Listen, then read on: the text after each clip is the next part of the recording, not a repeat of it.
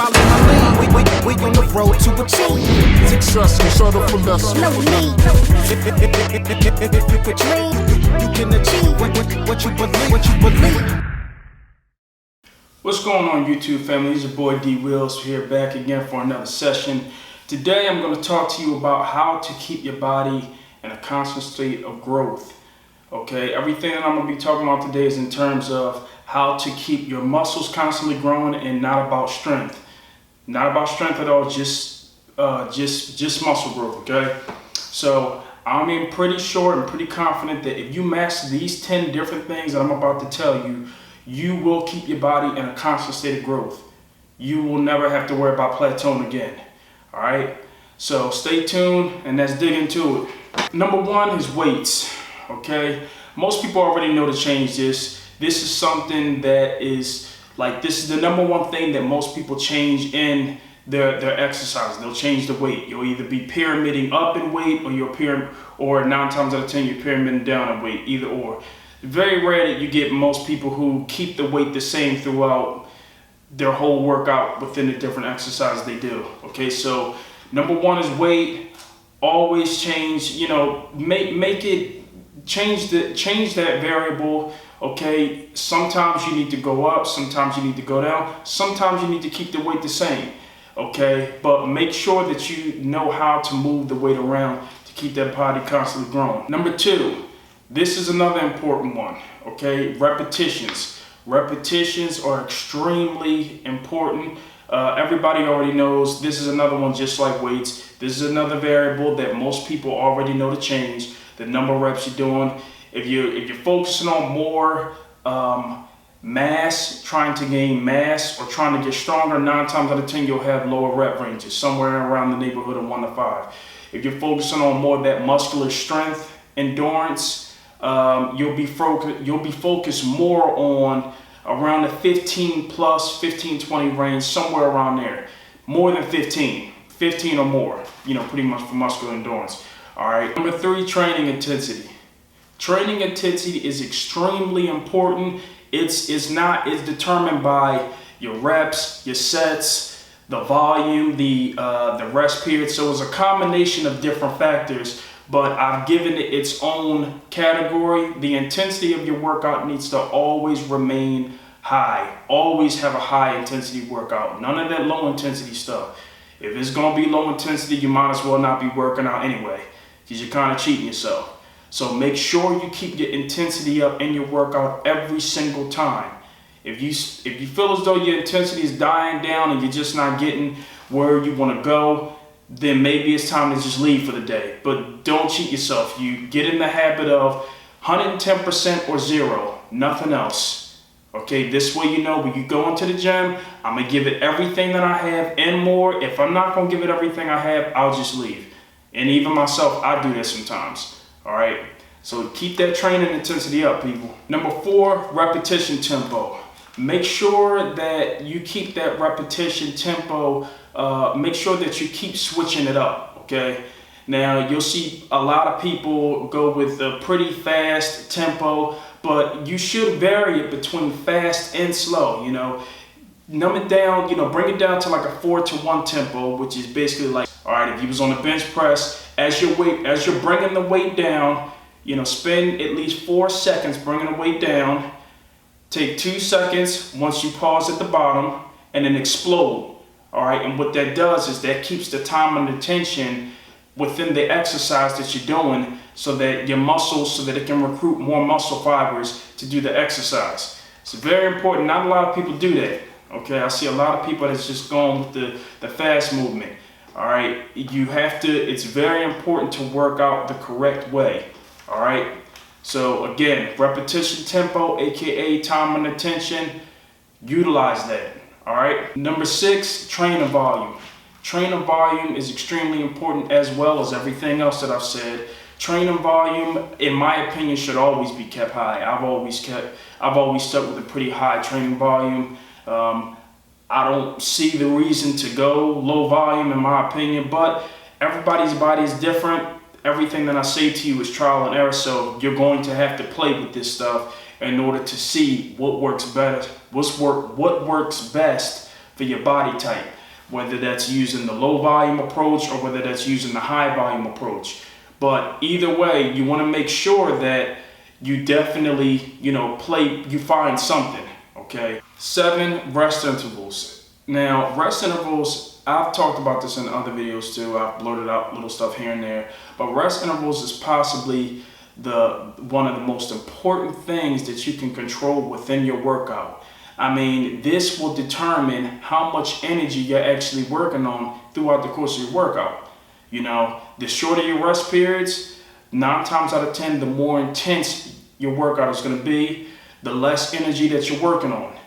The longer your rest periods, usually your intensity starts to die down, okay? Especially if, let's say you're doing like squats or something like that, and you're not doing as heavy weight, and between sets you're taking like 5 minutes, and you're talking to this person, you're talking to that person, you're on your phone, this, that.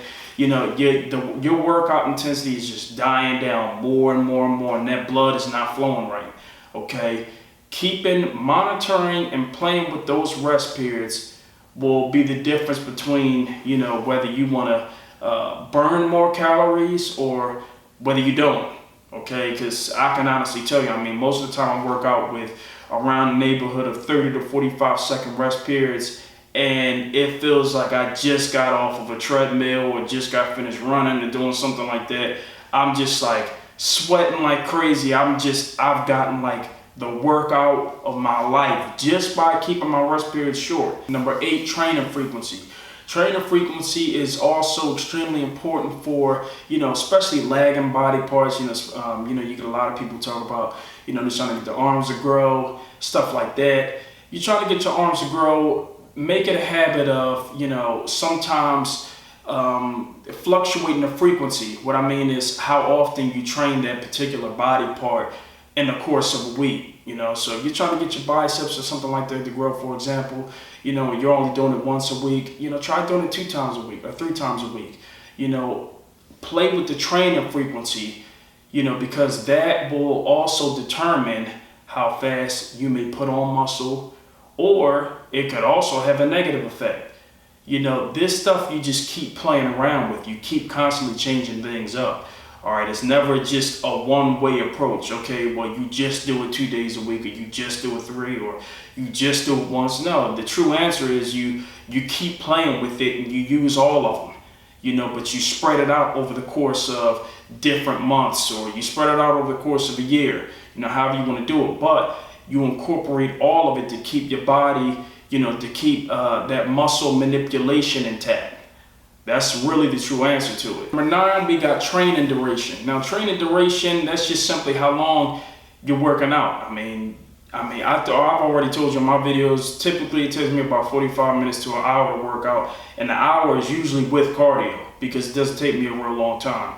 If you're spending 2-3 hours in the gym, I don't really recommend it. Train to stimulate, not annihilate. So you want to always be aware of that. Does it take 2-3 hours to work out a particular body part? In my opinion, it does not. No, it doesn't. You can get your chest. I don't care what body part it is. You can do your chest, your legs, or whatever in 45 minutes to an hour. You can. It is very well possible. I do it all the time. All right. Number 10, last but not least, we have exercise selection. Exercise selection. This is also another one of those important things. Let's say you're trying to grow your triceps or something like that. Well, let's say you're trying to grow your triceps for mass, right? You would be focused on more compound type exercises as opposed to more machine isolation type exercises if you really wanted to add thickness or mass to your triceps instead of just definition.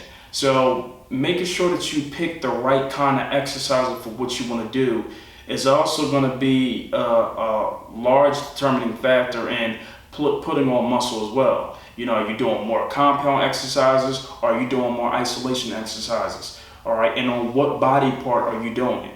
Because if you're talking about something like the chest, the back, large body parts like that, your legs, you want to make sure that you're sticking with the compound exercises and a little bit of isolation, You know, I personally believe isolation should be done with higher reps, you know, definitely low rest periods, you know. That is my opinion on it.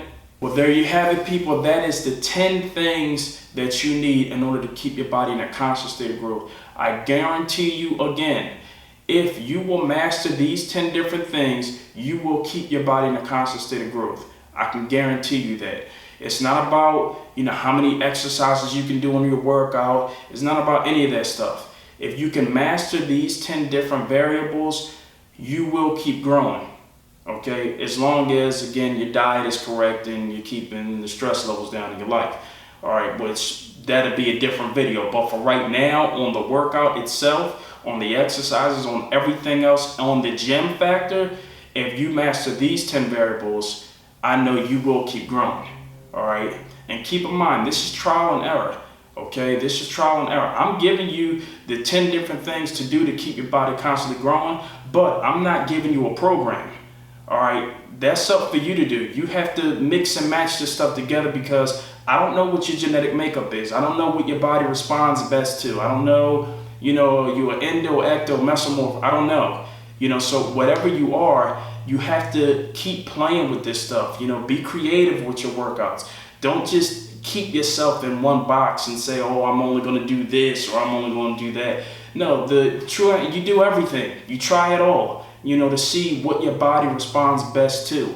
And I guarantee you, if you can do that, you will get the growth that you're looking for, you know, in terms of muscular growth anyway. Strength is something totally different, but muscular growth, you will get it. Make sure your diet is right, make sure that you're keeping the stress down in your life, and make sure that you can master these 10 different variables, and muscles is coming your way. All right. As always, thank you so much for watching this YouTube video. Thank you so much for watching my other videos. As always, if you like this video, please like, comment, and subscribe. And I will see y'all later, YouTube. Take it easy.